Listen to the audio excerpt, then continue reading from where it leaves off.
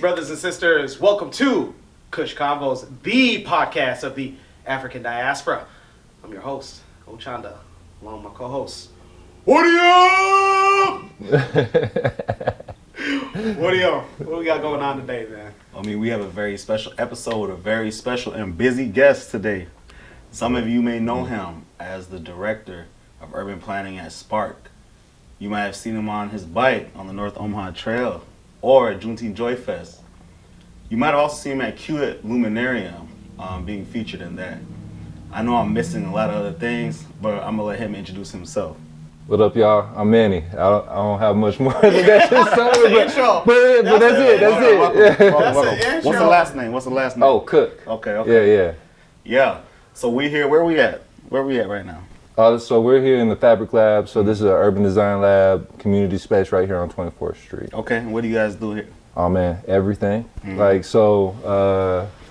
Urban design. So we're working on some housing design work right now. We designed and built out the North Omaha Trail from this spot.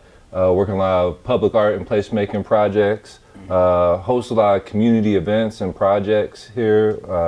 Have partners out of this space. Elijah McKeesia, Blake Harris, Kiara Marche, Preston's a partner with us.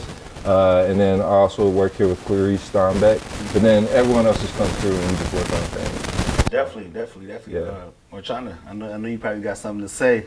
Well, first, man, where did you get the fabric for this? Listen, Where I'm gonna say everybody asked about this fabric on this, and I have to give all the credit to Clarice because she picked it out, shipped it in, and then she was like, it was $700, and I was like, that's a whole couch. I know. We got a better price for you, man. But All right. Right. We'll talk about that off camera. Yeah. So you mentioned this as being a center for the community. I was introduced to this place a couple months ago. I've known about it, but I actually haven't been here. You guys had done a leadership academy. I think it was the inaugural one, and I was fortunate enough to be a part of that. And I've loved this place. It's really dope. I wish you guys could all see. We got some actual footage for you before the episode starts of all of this and the murals that is actually currently being worked on at the moment. So it's a lot of dope things coming. So Manny, being this being a community center, what made you? I know you do a lot of work in the community. What sparked you? Right? Plug. Right. What sparked your interest in working in the community, particularly the North Omaha community? So I'm from North Omaha, so I grew up here, graduated high school from here, all that sort of thing. Which high school? North High. Okay. So North. Yeah, right? North. Yeah, that way. Yeah. Grew up, lived here. Back and forth, I moved from time to time, but just knowing the community and then getting into like urban planning and development, I knew the importance of being based in the community and working with the community to develop the community. So I was fortunate enough to, when I was moving from urban planning, to come up with the idea for this space. We also own the building next door, and where Stable Gray is. So economic development project as well. The idea was like to do that. And previously, before I was even in planning, I did a lot of work in placemaking, right? So came out of the art scene, I guess. Can you explain what placemaking means? I mean, it's a broad term, right? Yeah. So it's basically like development of spaces and making them places. So the difference between a space and a place is a place has character and meaning. A space is just dimension. So anything can be a space. Like you can have a road, but when you close it down and make it a block party, it becomes a place, right? You give it character and meaning. Same thing with the market. Yes, you give it culture. So it really depends on the people who are there and what they are doing. That's what makes a space a place, but also the way you design those spaces, that urban design. So that's placemaking. It's a broad category. It can be from a block party to like developing a community, but it's a whole range of things. It can be a house party, that sort of thing. So it sounds like it's an intentional thing, right? Yeah. So how do you go about picking which spaces become places? Well, sometimes it's just like what's available, right? Like before working in this space, I worked down the street and helped start where the original Culture House was, and then also a place called Drip. So I just know, and then before that, I was in Midtown back in like my 25-year-old days, and we just like jumped in a spot and just started doing like art events, galleries, parties, all that sort of thing, just a place to create. So it's really what's available, and then like on top of that, it's like finding like place with a good view and a good location. Right. Over time, I've been fortunate enough and learned through the process, like get a place where it doesn't flood, make sure your roof is good, Yeah. like, you know, your landlord is not, you know, a jerk. So, Yeah. so it's just been like an iterative process. So I can't say like, it just depends, you know. You can make any space a place, but you have to have the idea for it and like understanding of the surrounding area too and community. Okay. So yeah. Shonda. I'm feeling great, man. This is, I don't know what it is. Did you light an incense before we got here? Sorry, all this flower. Because- Yeah, there was an incense in here before. Yeah, man, I'm feeling like I'm Your chakras are in line, huh? all that, bro. I feel like Erykah Badu was in here and she sprayed Burning me her with- incense. Yeah. So you're an artist as well? Yeah, I came out of the art scene, so like I consider like my art is that placemaking, right? I've done visual art, I've messed around with beats and things like that before in the past, but like haven't really pursued it to the extent that I was able to pursue placemaking. With being an artist, canvas art, right? Mm. Man, it's really funny.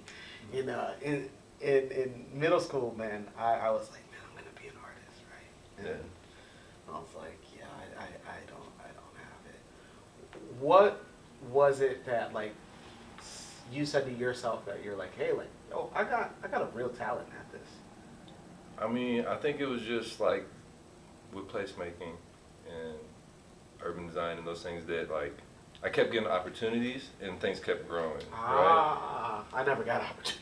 Yeah, well, I mean, like, you know, you have to kind of take your first opportunities, Yeah. right? And just, like, go for it. But, like, when people present you with, like, hey, can you help me with this? Or, like, how does that work? You start to understand that, like, people value the things that you're doing, right?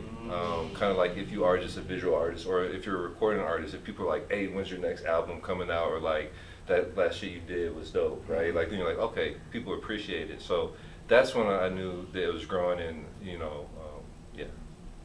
I always hear that critiquing artists, whether visual or musical artists, you know, a lot of times it's frowned upon.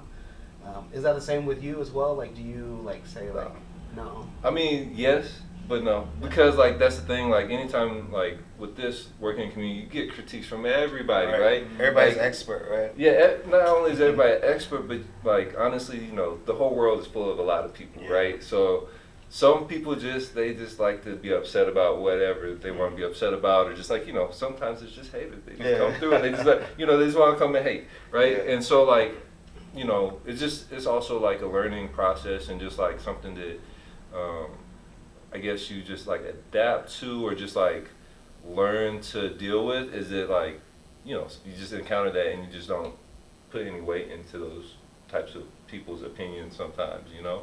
But on the flip side of that, I do think critique is good because, like, you know, you can get lazy, right? Like, just like an athlete, right? Like, you could fall off if you get too comfortable, right? Or the James Harden, Yeah.